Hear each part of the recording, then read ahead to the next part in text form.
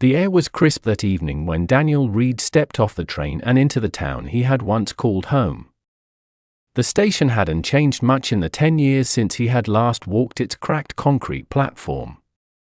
A faded billboard still bore the same slogan, "Welcome to Havenbrook, a place to belong," though the paint had begun to peel, leaving the words half erased, as if time itself was trying to forget. Daniel inhaled deeply. The scent of pine trees, faint diesel from the departing train, and the nostalgic musk of damp earth filled his lungs. Havenbrook was small, unremarkable, and quiet, the kind of town where life was supposed to be simple. He had promised himself peace when he returned here, away from the noise of big cities and the relentless cycle of chasing stories that left him hollow. But even as he adjusted the strap of his worn leather bag on his shoulder, Daniel felt the unsettling gaze of the town. As though Havenbrook itself recognized him, not with warmth, but with suspicion. He told himself he was imagining it. The taxi ride to his father's old house was slow, winding through streets lined with oak trees that seemed to reach for the sky. Shops had closed early, their signs glowing dimly against the twilight. He noticed the Havenbrook diner, once a bustling hub of chatter and laughter, was empty, its neon sign flickering as if on its last breath. The driver, an older man with grey stubble, broke the silence. "Back in town for good, son?" Daniel glanced at him in the rearview mirror. "Yeah. After all these years." The driver gave a slow nod, but his eyes betrayed curiosity, almost worry. "Not many come back once they leave. Strange things these days. Town ain't the same anymore." Daniel raised an eyebrow. "Strange things?" But the driver didn't elaborate. He only pressed the accelerator a little harder, as though eager to end the conversation. The house stood at the edge of town, its silhouette tall and imposing against the fading horizon. The Reeds had lived here for generations, and though the paint was chipped and the shutters creaked with the wind, it still carried an air of dignity. Daniel hadn't stepped inside since his father's funeral. Unlocking the door, he was greeted by the musty scent of dust and old books. His father's study was exactly as he remembered, dark wooden shelves stacked with files, a desk scarred with cigarette burns, and the faint smell of tobacco that lingered even after years. He set his bag down and let his fingers trace the desk's surface. Memories came flooding back. His father, stern but kind, always hunched over papers, muttering about truths no one wanted to hear. As a child, Daniel never understood. As a journalist, he understood all too well. That night, after unpacking, Daniel sat by the window with a glass of whiskey. The street outside was unusually quiet. Too quiet. It was then he noticed the car. A black SUV, parked across the street, its windows tinted. At first, he thought it was coincidence. But hours passed. Midnight came. The car never moved. A chill ran down his spine. He closed the curtains, but unease gnawed at him. Havenbrook was supposed to be peace. Instead, on his very first night, it felt like the shadows had been waiting for him. The following morning, Daniel tried to shake the feeling.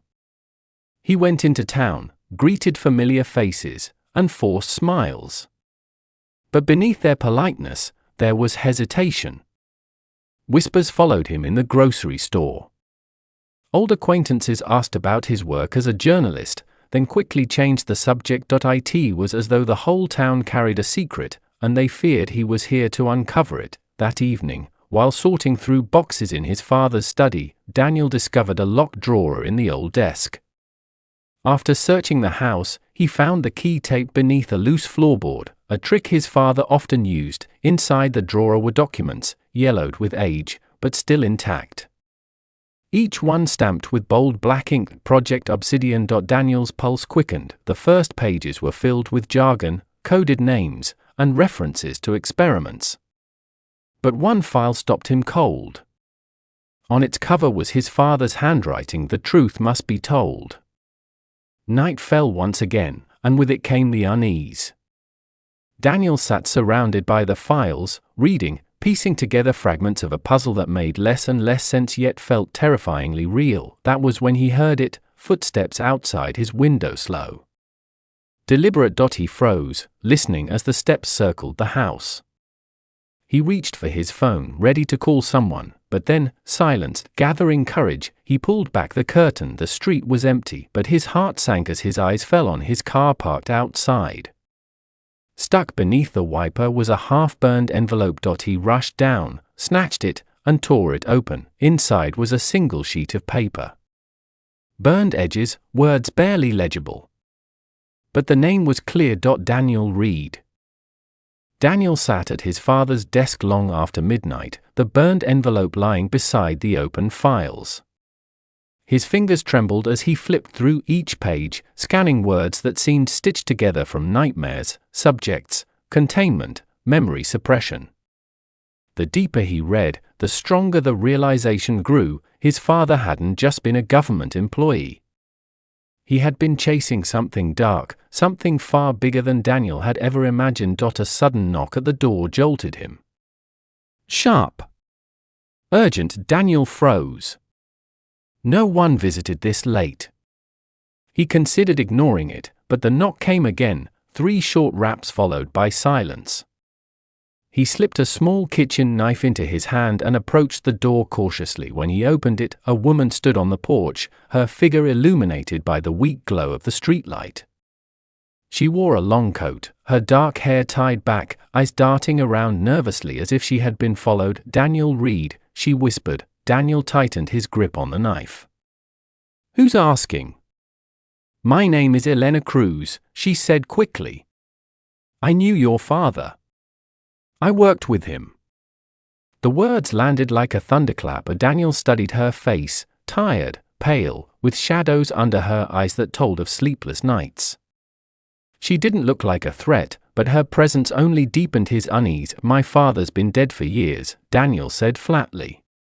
"And I don't remember him mentioning you." Elena stepped closer, lowering her voice. "He wouldn't. Everything he did had to be kept secret. But you need to listen to me. If you've opened that drawer, if you've seen the word Obsidian, then you're already in danger." Daniel's stomach tightened. "What do you know about Project Obsidian?" Her eyes flickered with both fear and guilt. "More than I should. Your father, he tried to bring the truth to light. They silenced him before he could. And now they're watching you. They know you're reading his files. That envelope," she pointed toward the paper still on the desk, "was their warning." Daniel's mind raced.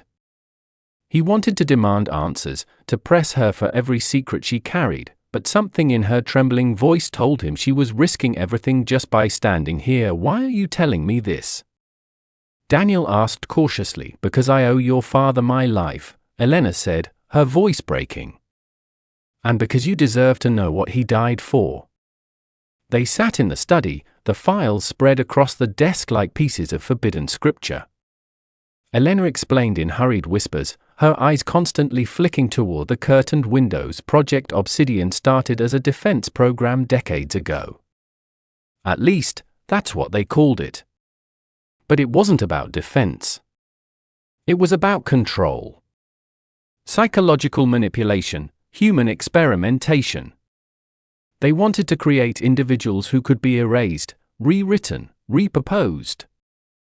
Weapons in human form." Daniel struggled to process her words. "That's insane." "It's real," she insisted. "Your father tried to expose it. He gathered evidence, leaked pieces to journalists, but no one believed him. Then the accidents began. His car crash, the fire in his office, the files that went missing.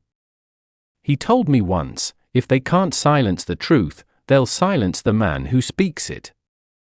Daniel's chest tightened. He remembered his father's warnings from childhood, cryptic statements about trust, about the price of truth.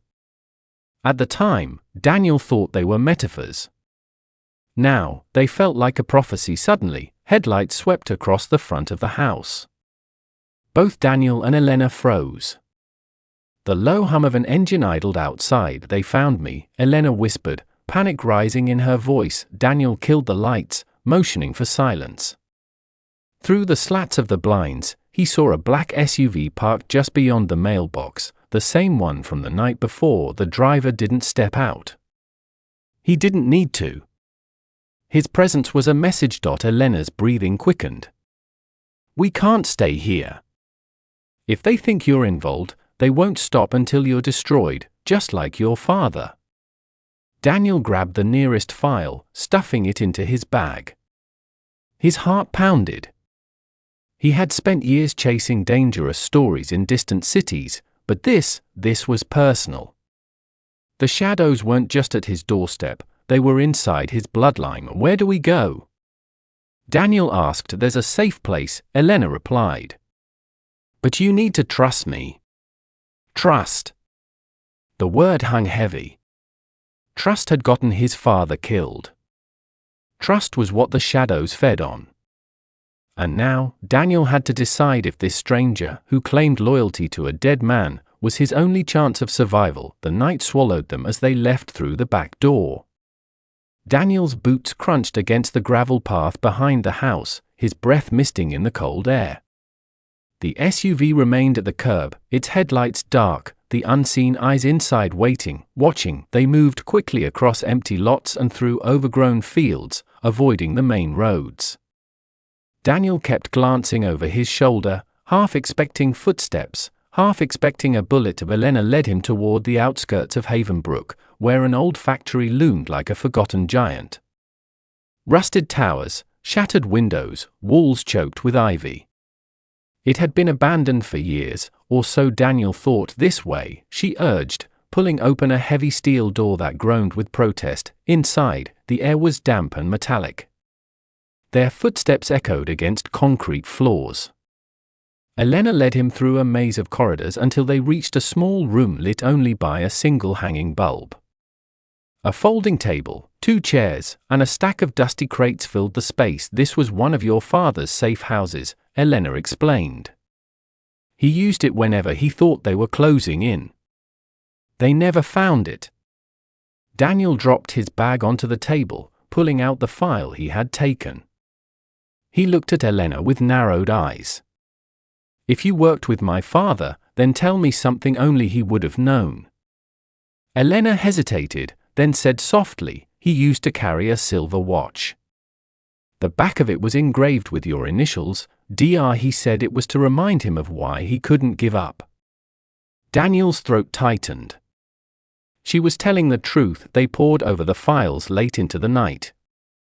Charts, photos, reports of subjects whose names were redacted.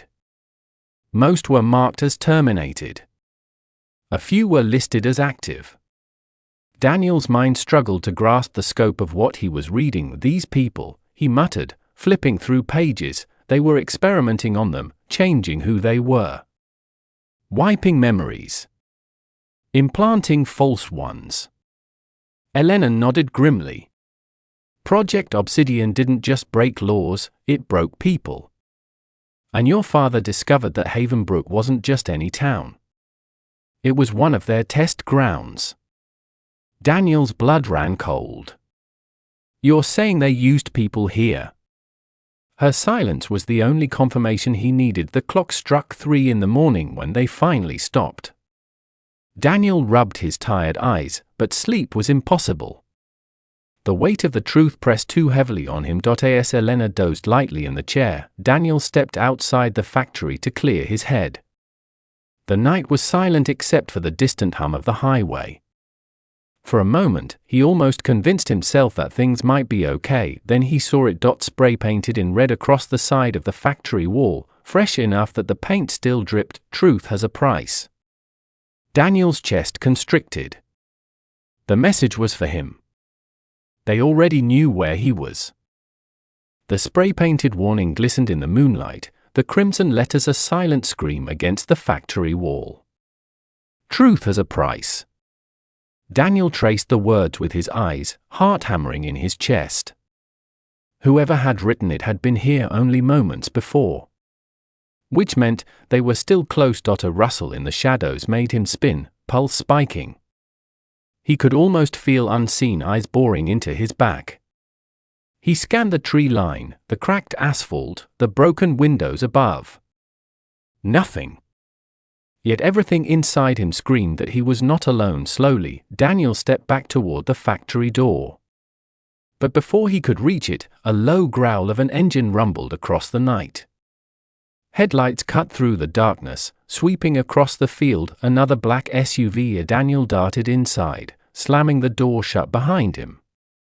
Elena jolted awake. "What happened?" she asked, her voice raw with fear. "They found us," Daniel said, breathless. "We have to move." But Elena shook her head. "Running will only buy us time. We need answers. If you want to survive, Daniel, you have to understand what you're up against." Her eyes burned with urgency. "Sit. Listen." Despite the pounding in his veins, Daniel forced himself back into the chair. Elena leaned forward, her voice trembling but steady. "They're called the Watchers. That's what your father named them. Men and women whose only job was to erase the truth. They controlled the press, buried the files, silenced anyone who got too close. Project Obsidian was their masterpiece, but Havenbrook was their laboratory." Daniel's jaw clenched. "You're telling me my whole town, my neighbors, could have been part of some experiment?" Elena's silence was the answer. For the next hour, she told him everything. About the disappearances no one questioned. About the families who moved away in the dead of night, never to be heard from again. About the accidents that weren't accidents. Daniel's mind rebelled.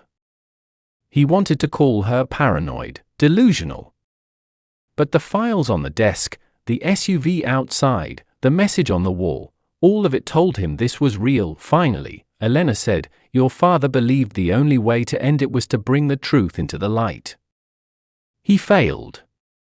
But you," she studied him carefully, "you might succeed. If you're willing to risk everything." Daniel didn't answer. He couldn't. His thoughts were too heavy, too tangled. But deep inside, a fire was beginning to burn that night. Sleep didn't come. Every creak of the factory, every gust of wind felt like footsteps.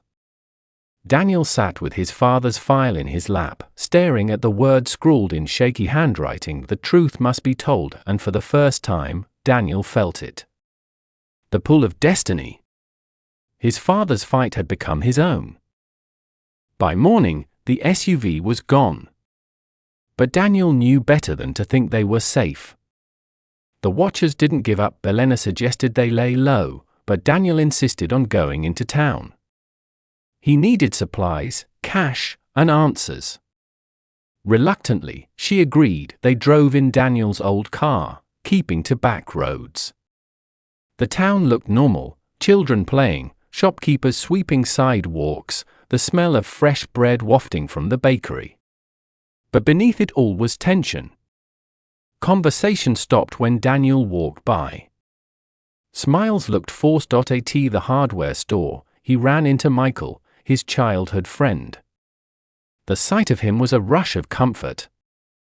Michael was tall, broad-shouldered, with the same easy grin. Daniel remembered Dan Reed. "No way." Michael clapped him on the shoulder. "Back in town for good?"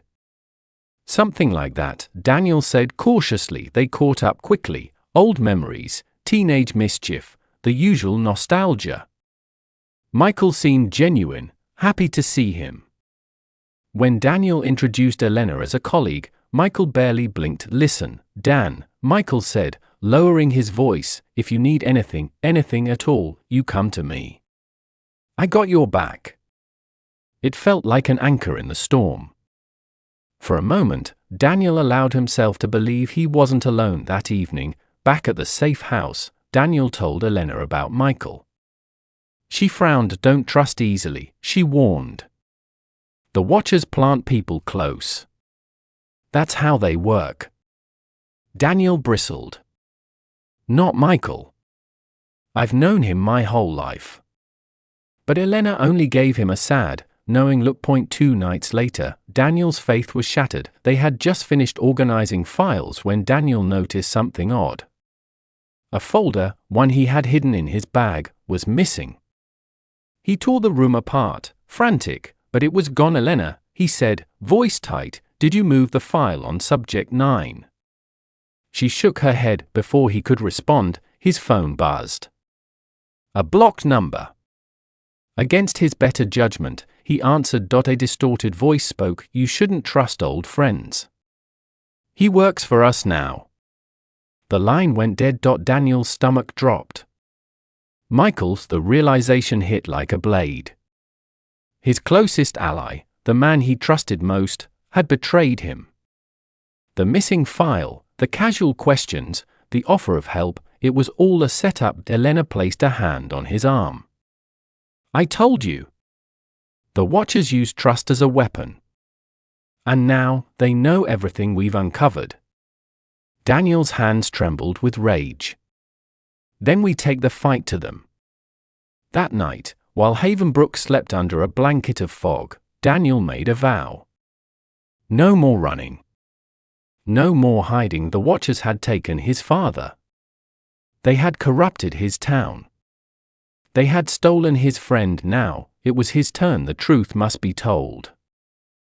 The betrayal weighed on Daniel like chains. Every memory of Michael, late-night talks, high school laughter, promises of loyalty, now twisted into something darker. Trust was poison. Still, Daniel refused to let grief slow him down. He and Elena pored over what files remained. One document mentioned a location, Site B17. Coordinates scrawled in the margins.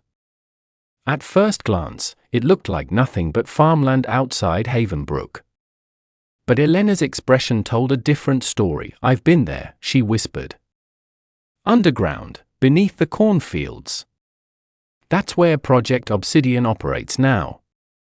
Daniel's pulse quickened. "Then that's where we'll go." Elena hesitated. "It's suicide. Security is heavy. Cameras, guards, checkpoints. Once you're inside, getting out alive is almost impossible." Daniel's jaw tightened. "I don't care. If this is where they hide the truth, then this is where we start tearing it down." They spent 2 days preparing. Disguises, forged passes, stolen access codes Elena had kept hidden since her days in the program. Daniel barely slept, haunted by nightmares of faceless men and his father's voice urging him forward. Finally, under the cover of darkness, they drove out of Havenbrook. Fields stretched endlessly under the cold moonlight. Nothing seemed unusual, just rows of corn swaying in the breeze. But as they reached the coordinates, Daniel saw it, a lone grain silo, larger than the rest, its base ringed with motion sensors. "That's the entrance," Elena said. Daniel's chest tightened. The truth wasn't hidden in distant capitals or secret islands. It was here, beneath the soil of his own hometown. Using stolen badges and Elena's knowledge of shift rotations, they slipped past the outer perimeter. Daniel's nerves screamed with every step, but somehow they made it inside. What he saw left him breathless. Beneath the silo stretched a vast underground facility, alive with fluorescent lights and humming machinery. Scientists in lab coats hurried through corridors, security officers stood guard with rifles, and glass chambers lined the walls. Inside those chambers were people. Some sat in silence, staring blankly ahead. Others screamed and clawed at the glass. Tubes ran from their arms. Monitors tracked their vitals. Daniel's stomach churned. These weren't criminals or volunteers. They were ordinary citizens, subjects, Elena whispered, her face pale.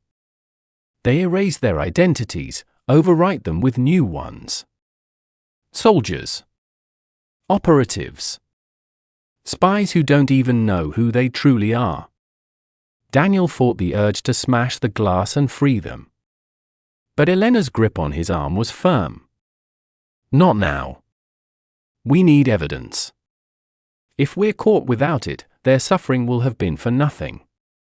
They snuck deeper into the facility, eventually finding a control room. Banks of monitors displayed live feeds from across the complex. In the center sat a terminal, its screen glowing with classified files. Daniel plugged in a small drive, copying everything he could. Names, photos, logs of operations, all of it flowed onto the device. That's when the alarms blared, red lights flashed. Doors slammed shut. A metallic voice echoed, "A containment breach. Sector 7. All units respond." Elena's face went pale. "They know we're here." They ran, weaving through corridors as armed guards flooded in. Bullets cracked against walls, sparks flying. Daniel clutched the drive like his life depended on it, because it did. At one corner, a masked soldier blocked their path. He raised his weapon, but before he could fire, Elena tackled him. The two struggled violently until Elena drove a stolen blade into his chest. She gasped for breath, trembling, blood on her hands. "Go!" Daniel pulled her along, refusing to leave her behind. Together, they burst through a maintenance hatch and into the open night. Sirens wailed behind them as they sprinted into the cornfields, the roar of engines already closing in. The cornfield became a maze of shadows and rustling stalks. Daniel's lungs burned, every breath ragged. Behind them, flashlights cut through the darkness, voices shouting commands, "Fan out! Don't let them escape!" Elena stumbled, clutching her side. Daniel threw an arm around her, dragging her forward. The ground was uneven, mud sucking at their boots. Every step felt slower than the last. Then came the roar of engines. SUVs tore through the field, headlights blazing. "They'll run us down," Elena gasped. Daniel spotted a drainage tunnel ahead, half hidden by overgrown weeds. Without hesitation, he pulled her inside. The stench of stagnant water filled the air as they crawled through the narrow pipe. Behind them, beams of light swept over the entrance. "Keep moving," Daniel urged, though his own strength was failing. A minute stretched like hours until finally, they emerged on the far side, collapsing into the wet grass. They were alive, but barely. For the next 2 days, they stayed hidden in an abandoned farmhouse on the outskirts of town. Daniel patched Elena's wounds as best he could, but exhaustion weighed on them both. Still, the drive was intact. Night after night, Daniel reviewed the stolen files. Each revelation was worse than the last.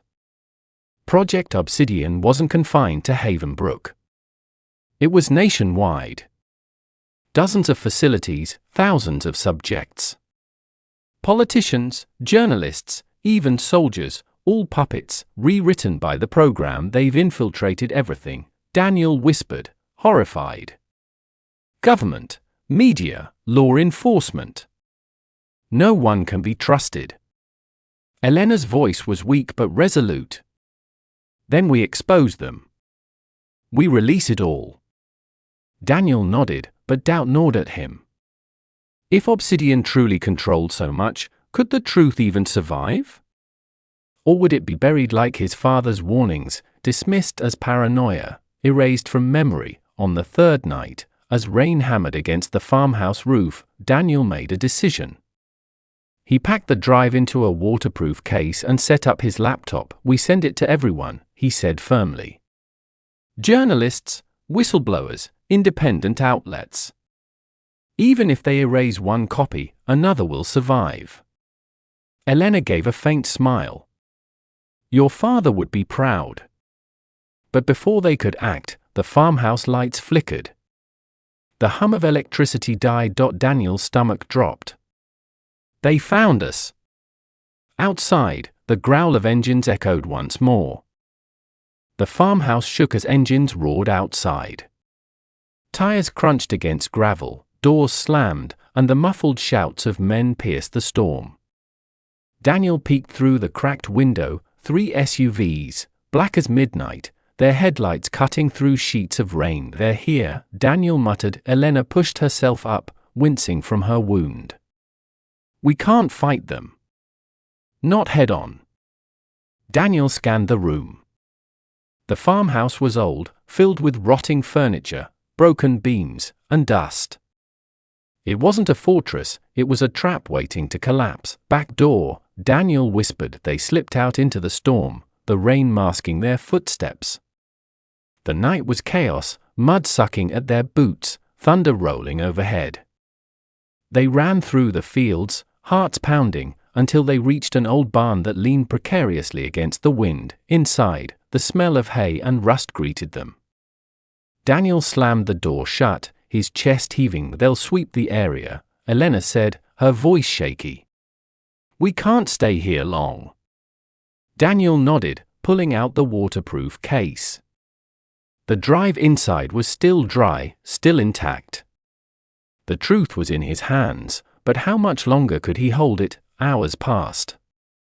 Rain hammered against the barn roof, masking their whispers. Elena drifted into uneasy sleep, her breathing shallow. Daniel sat awake, staring at the drive in his palm. His father's voice haunted him. The truth must be told, but at what cost? Already, lives were lost. His father. Innocent subjects in the facility. Even Michael, once a friend, now a betrayer, was just another casualty of Obsidian's grip. A creak jolted Daniel from his thoughts. He froze, listening. Another creak, closer this time. Someone was inside the barn. He reached for a rusted pitchfork, holding his breath. Shadows shifted against the far wall. Slowly, a figure emerged. It was Michael. "Dan," Michael said softly, his clothes soaked, his expression unreadable. "You need to come with me." Daniel's grip tightened on the pitchfork. "Stay back." Michael raised his hands. "I didn't come to hurt you. Listen to me. I didn't have a choice. They own me, Dan. They own all of us. But I can still help you." Daniel's rage burned. "Help me? You sold me out. You gave them everything." Michael's face twisted with guilt. "Yes. And I hate myself for it. But I'm telling you now, they're not stopping until you're gone. If you run, you'll die. If you fight, you'll die. The only chance you have is to cut a deal." Elena stirred awake, her eyes widening as she recognized him. "Don't trust him, Daniel. He's one of them." Michael turned to her, desperation in his voice. "You think I don't know what I've become? I see their faces every night, the people I've betrayed. But maybe I can still save you both." Daniel's chest tightened.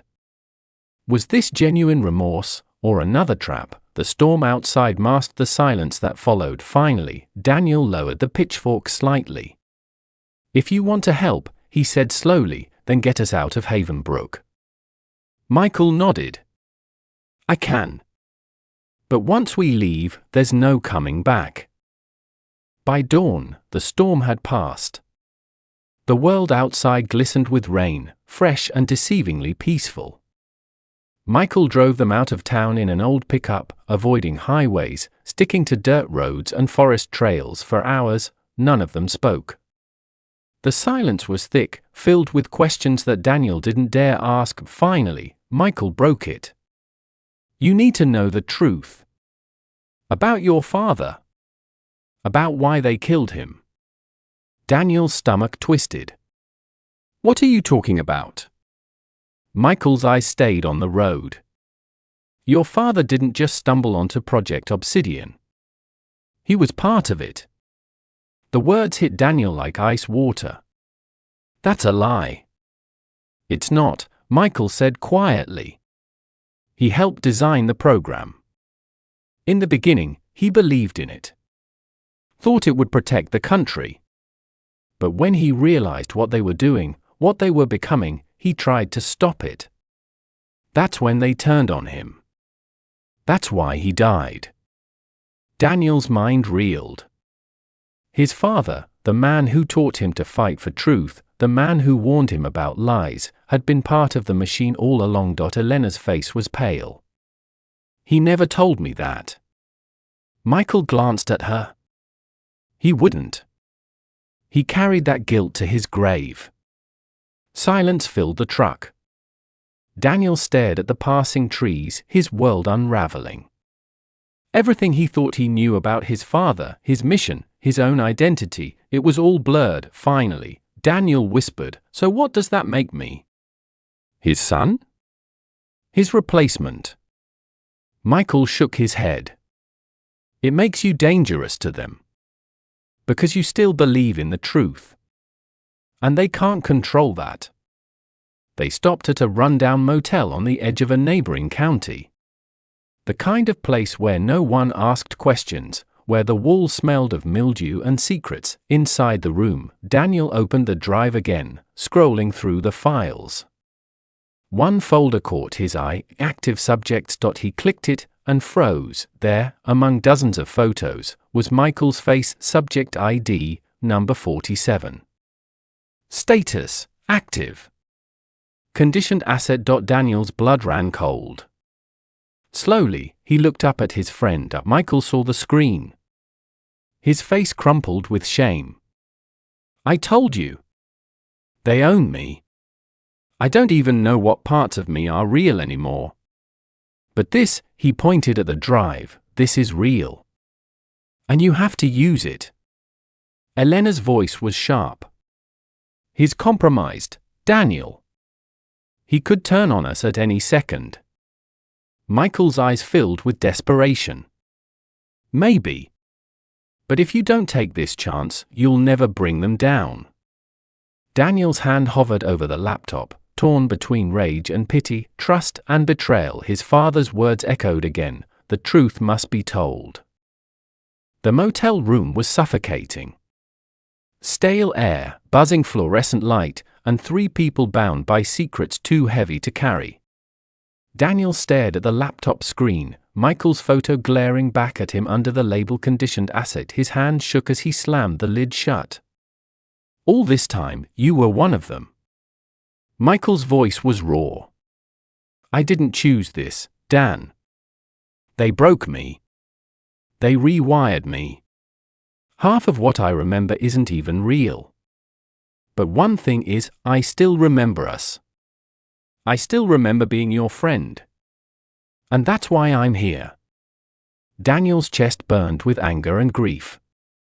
He wanted to believe him, but the files on the drive screamed otherwise. Elena cut in coldly. "We can't waste time. That drive needs to go public, now. The longer we sit here, the closer they get." Daniel nodded reluctantly. He connected the drive again, opening encrypted channels. Dozens of files began to upload, each one a dagger aimed at the heart of Project Obsidian. For the first time, he felt a flicker of hope, but then, the motel phone rang. The sound made all 3 freeze. No one had that number. Daniel picked it up slowly. A voice, calm and chilling, spoke on the other end. "Mr. Reed. We've been expecting you." Daniel's throat went dry. "Who is this?" "You already know. Stop the upload, and we can still reach an arrangement. Continue, and you will end up like your father." The line went dead. Daniel's pulse pounded. He looked at the screen, the upload at 47%. "Keep it going," Elena urged. "Don't stop." Michael swallowed hard. "If you don't stop, they'll be here in minutes." Daniel gritted his teeth. "Then let them come." Minutes later, the first explosion shook the motel. Windows shattered, the building groaned as smoke and fire filled the hallway. Armed men stormed through, their boots pounding like thunder. Daniel grabbed the laptop, yanking Elena to her feet. Michael pulled a pistol from under his jacket, proof that some part of him still belonged to them. But instead of aiming at Daniel, he fired at the door, dropping the first intruder. "Go!" Michael shouted. "I'll hold them." Daniel's eyes locked with his. For the first time, he saw not a traitor, not a subject, but the friend he once knew. With no time to argue, Daniel and Elena fled through the bathroom window, crashing into the night. Behind them, gunfire roared, smoke rising into the black sky. When they finally stopped running, Daniel opened the laptop. The upload was complete. The files had spread to servers across the globe. For the first time, the truth was free. The world didn't react the way Daniel expected. The next morning, major networks dismissed the leak as fabricated. Government spokespeople called it a hoax. Websites that hosted the files went offline one by one, their domains seized, and yet, something had changed. Independent outlets picked up the story. Whispers spread across forums, underground channels, podcasts. People began asking questions. Seeds of doubt took root. Daniel watched the chaos unfold from a safe house outside the state. Exhaustion weighed on him, but so did determination. The truth was out there now, it couldn't be buried so easily, but victory came at a cost. Michael never reappeared. Whether he was dead or recaptured, Daniel didn't know.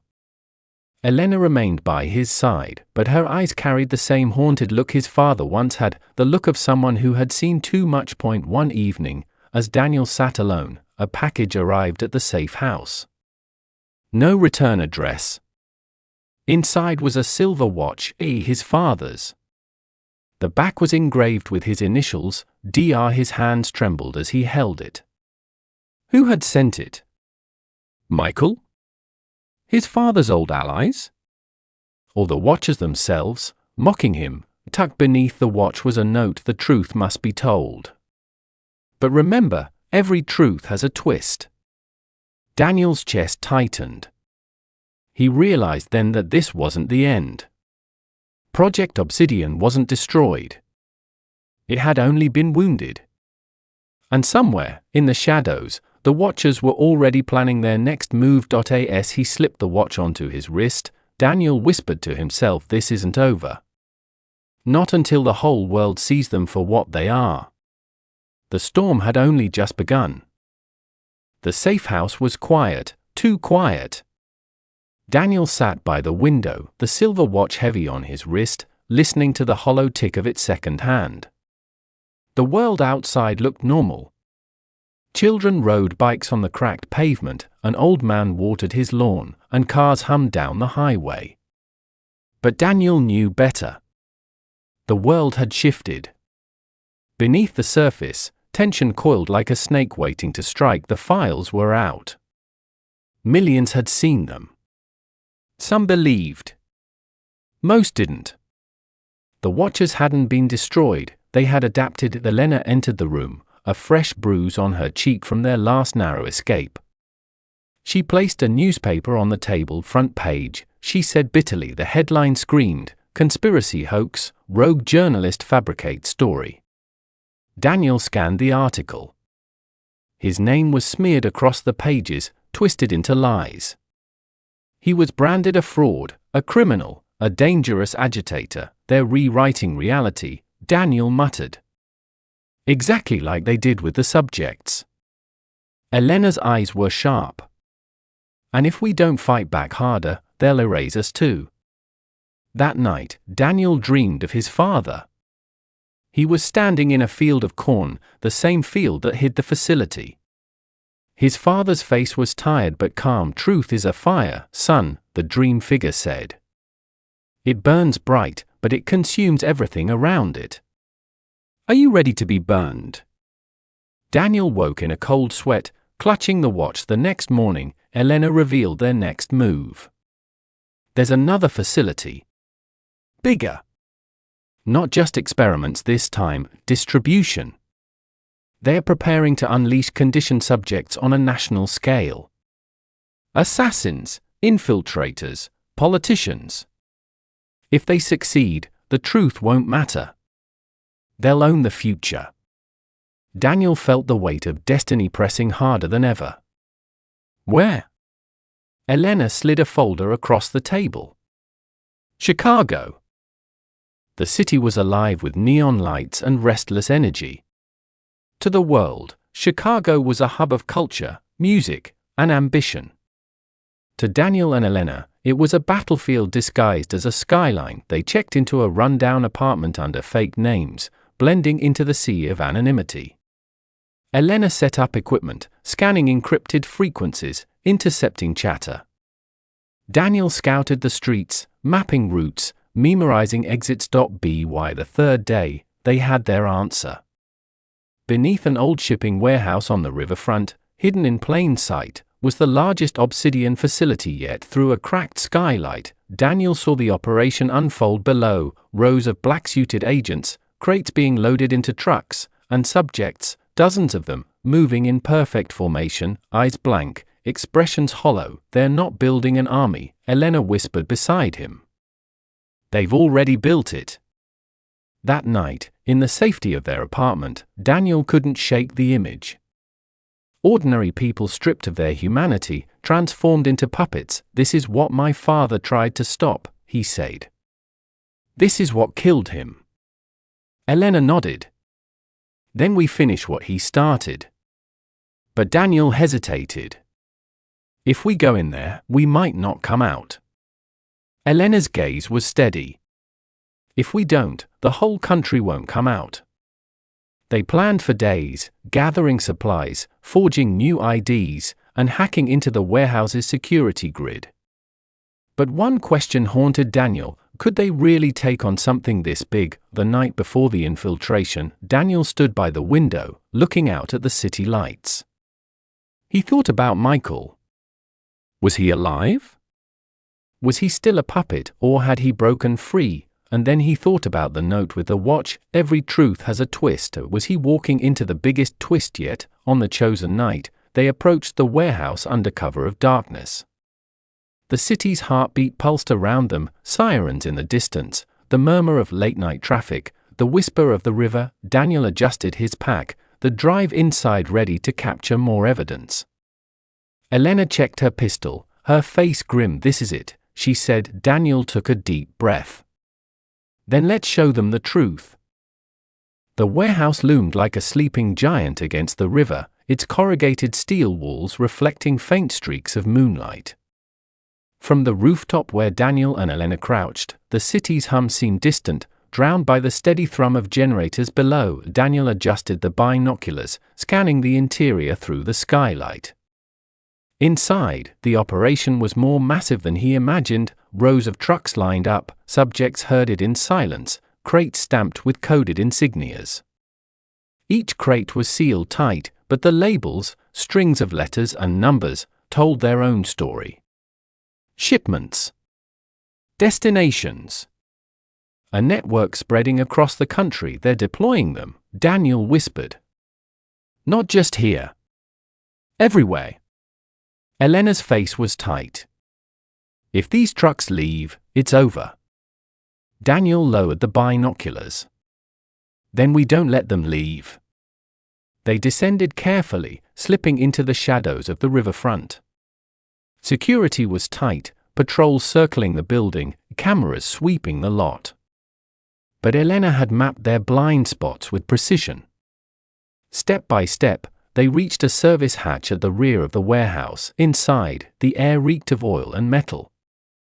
Forklifts rumbled, boots echoed against concrete, voices barked orders. Daniel and Elena blended with the noise, keeping low, weaving through the maze of crates. They reached an observation deck overlooking the main floor. From there, Daniel saw something that made his blood run cold. A massive digital screen hung above the floor, displaying live feeds from multiple cities: New York, Washington, Los Angeles, Dallas.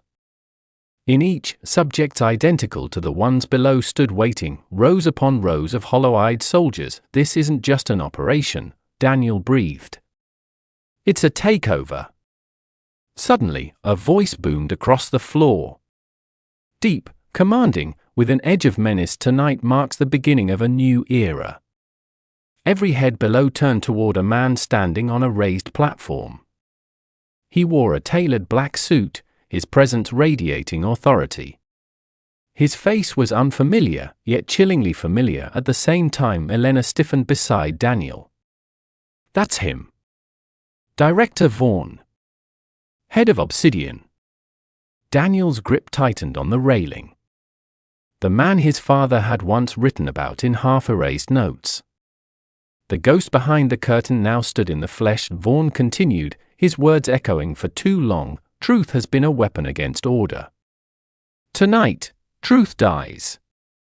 And in its place, we build something stronger, obedience. The subjects below didn't react. They didn't need to. Their silence was the perfect applause. Elena leaned close, her voice trembling. We have to stop this. Right now. Daniel's eyes locked on Vaughn. His father's ghost seemed to whisper in his ear, the truth must be told.